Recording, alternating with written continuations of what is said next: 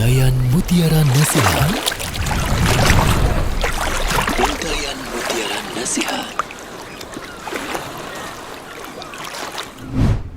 Bismillah, Assalamualaikum warahmatullahi wabarakatuh. Barakallahu fikum ya Ustaz.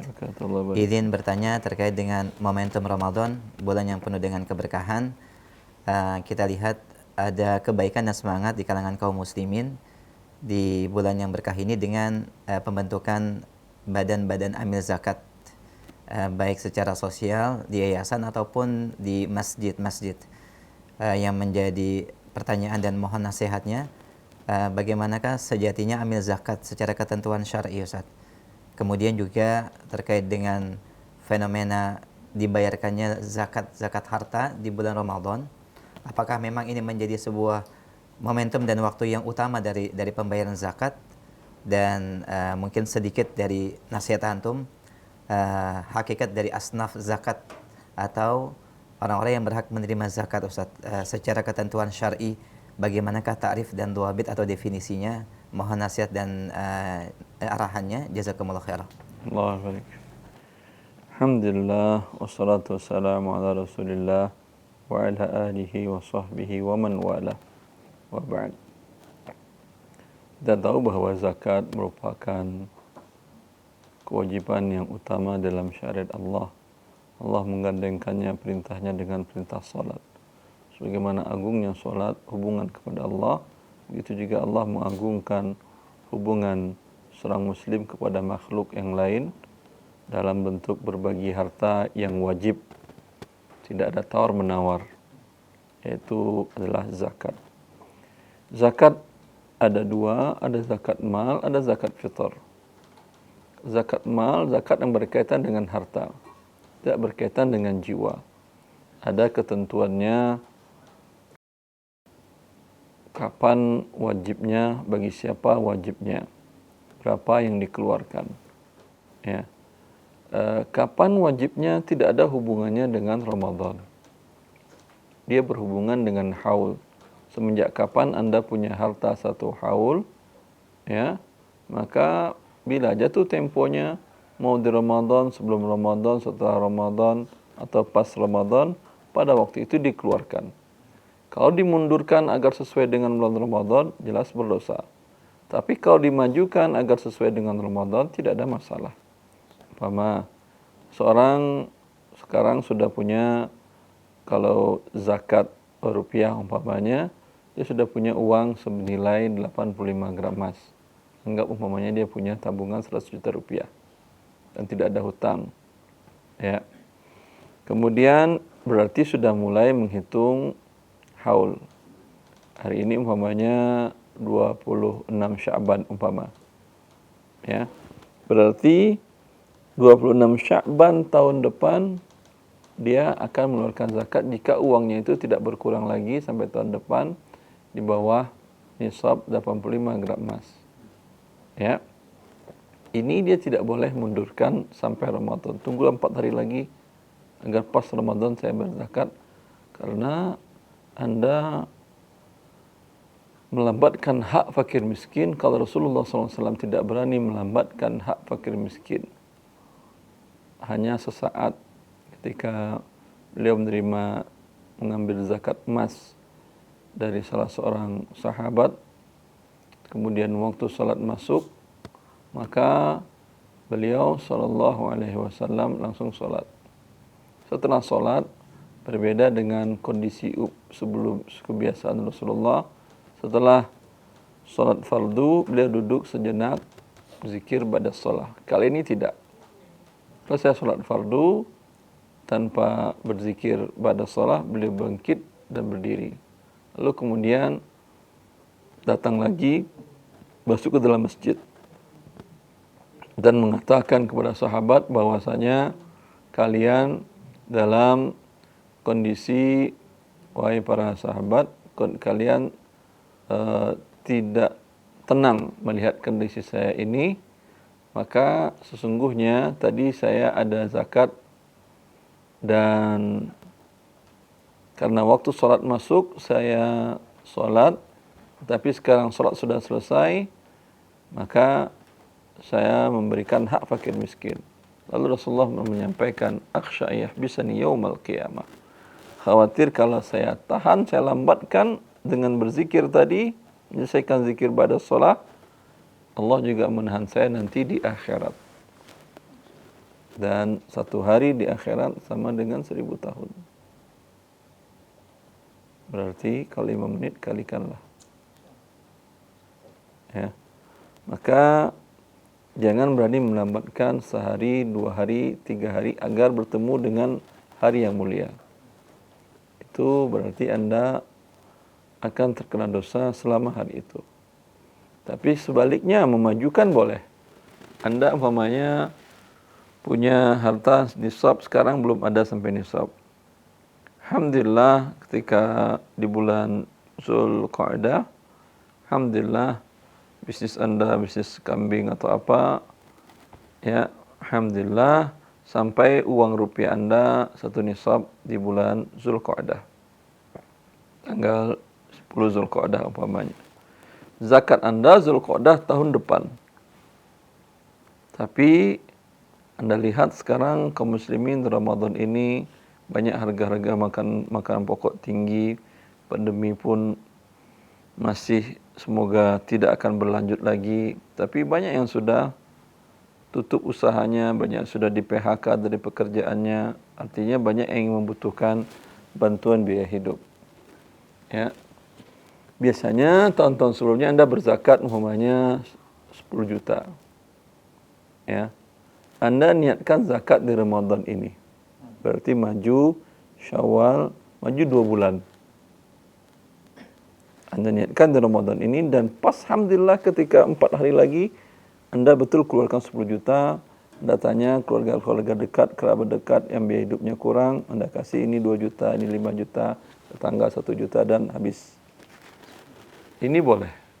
Memajukan boleh, memundurkan tidak boleh. Nanti di tanggal 1 Zulqa'dah nanti Anda niatkan zakat ya. Anda niatkan itu zakat, bukan sedekah. Karena kalau sedekah sunnah, zakat wajib, yang sunnah tidak menutupi yang wajib. Niatkan zakat sehingga nanti di waktunya di Zulqa'dah tinggal disesuaikan.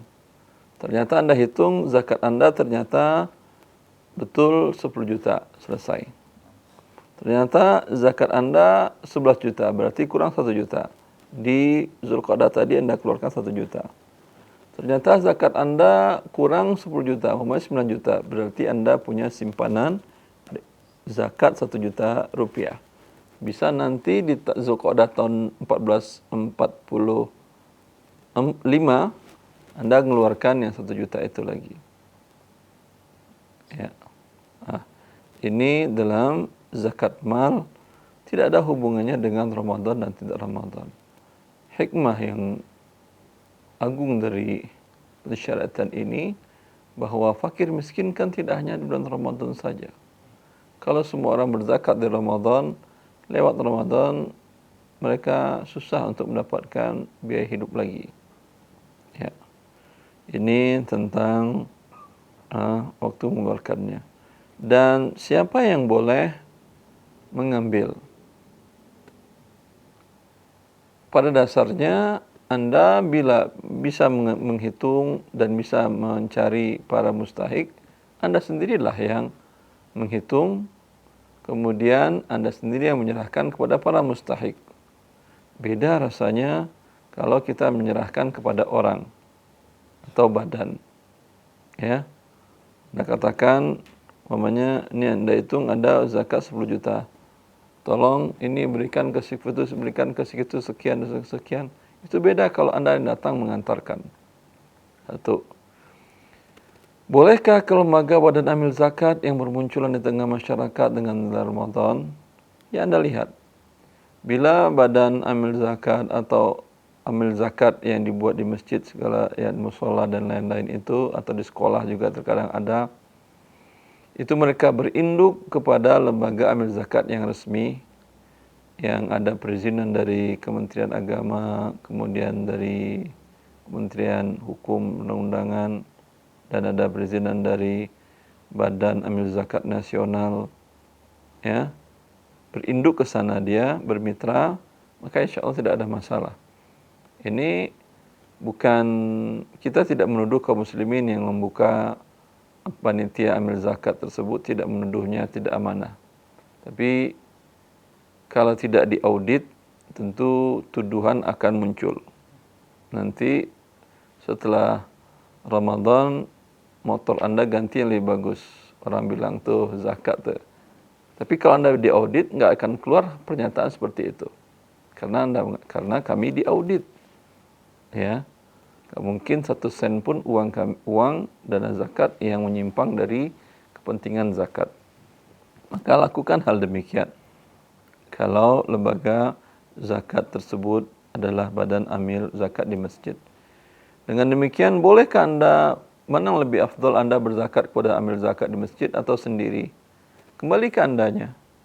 Bila Anda mengerti syariat Allah tentang zakat, cara menghitungnya, dari harta mana yang dikeluarkan, dan kepada siapa diserahkan, tentu lebih baik sendiri tadi.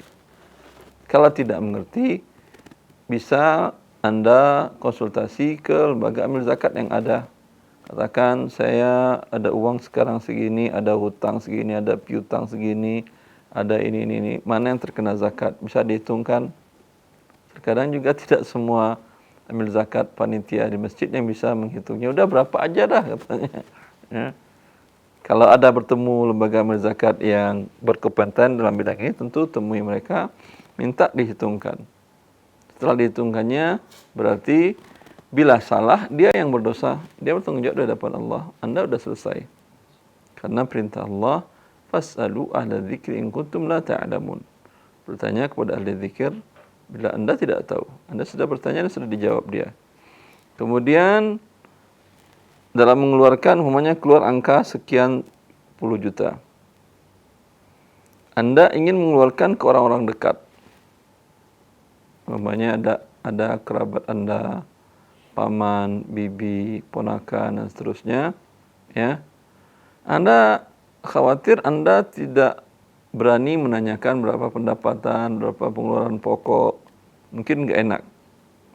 Maka lebih baik Anda katakan, bisa nggak saya menyerahkan dana zakat saya 500 juta kepada lembaga Anda, tapi saya meminta serahkan kepada namanya ini nomor teleponnya. So, Anda verifikasi. Sehingga kalau salah, Anda yang berdosa di hadapan Allah, saya enggak.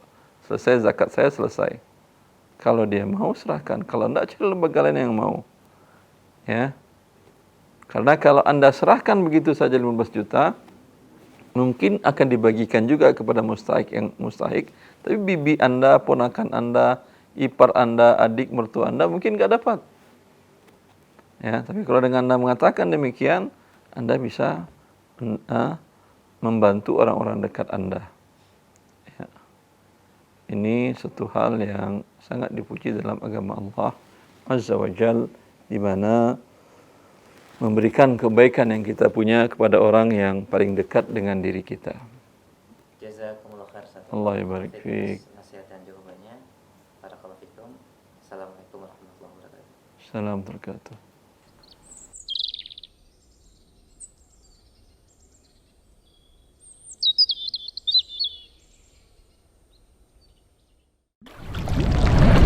Untayan Mutiara Nasihat. Untayan Mutiara Nasihat.